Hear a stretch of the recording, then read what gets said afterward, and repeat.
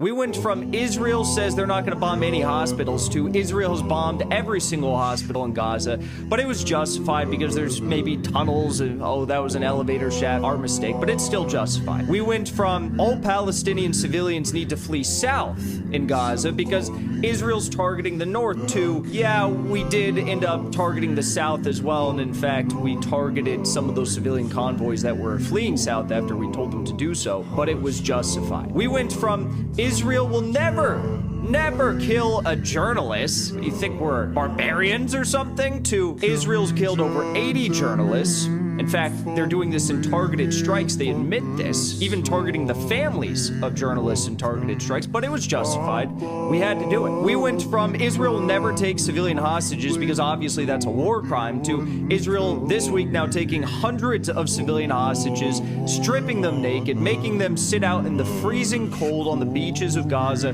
for hours on end, only to let some of them return home. But oh wait, we looted their homes and we burned some of them down, but it was justified. We went from Israel would never ever kill our own Israeli hostages that are being held in Gaza, right? There's these ridiculous reports that Israel accidentally or maybe even on purpose bombed over 50 of the hostages that were being held in Gaza to, yeah, you know, today we shot 3 of our own Israeli hostages, and it was a horrible tragedy, but you know, it was justified because this is a war zone. Above all else, we went from Israel is just targeting Hamas in this operation that we've launched to Israel has killed over 18,000 civilians in Gaza. Israel has destroyed over 40,000 homes. Israel has caused the forcible displacement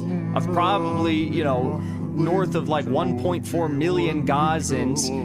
But, of course, it was all justified. At what point do the justifications not matter anymore? And these are just horrific war crimes that are not being prosecuted.